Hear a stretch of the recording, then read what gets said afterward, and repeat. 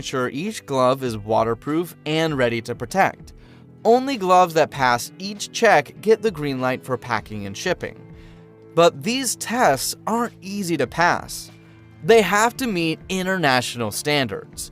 In the US, the Food and Drug Administration, the FDA, sets the safety standards for medical gloves, and they mean business. Every glove is tested for things like puncture resistance, tensile strength, and biocompatibility. The FDA's acceptable quality level, or AQL, allows for a very slim margin. Just 1.5% to 2.5% of gloves can have tiny defects. If more than that fail, the whole batch is out. For sterilized surgical gloves, the FDA's rules are even tougher. You don't have room for error with an AQL of only 1 to 1.5%. This basically means almost all sterile gloves must be flawless.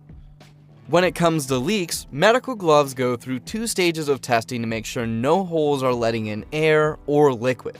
The first phase is an air test, basically blowing up each glove like a balloon. This makes any tiny holes easy to spot. Then comes the water test, where gloves are filled with water and checked over for 2 full minutes. Not a single drop should get through. Only gloves that pass both tests move on to the next stage. First, there's a dimension test to ensure each glove hits specific measurements for length, width, and thickness. These requirements depend on factors like glove size and type, but the goal is always the same: consistency and safety. If a glove's labeled as sterile, it has to undergo a specialized sterility test.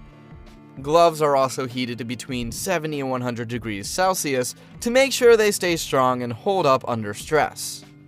If the glove has a powder coating, that's standardized too. Powder coating makes it easier to put on and take off, so the amount of powder stays under 2 milligrams per glove. Latex gloves also need one more test for antigenic protein content. This helps avoid reactions for people with latex allergies. Beyond the US, other standards are in place to ensure glove quality and safety, and there are specific organizations that keep a check. For example, the International Organization for Standardization has guidelines for quality. Meeting these high standards is essential. It's how manufacturers make sure you're getting a safe, high-quality product you can rely on. Once every glove has made it through all these steps and passes, it's finally ready for packaging and shipping. So next time you put on a pair of gloves, remember everything that went into making them reliable. Give those gloves a little extra appreciation for keeping you safe, especially since they're so versatile.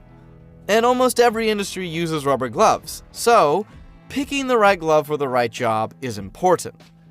Doesn't matter if they're made from natural or synthetic rubber, they're used everywhere, and every glove offers something a little different. But the one thing you'll always get with rubber gloves: durability. Rubber gloves have high tensile strength. This means that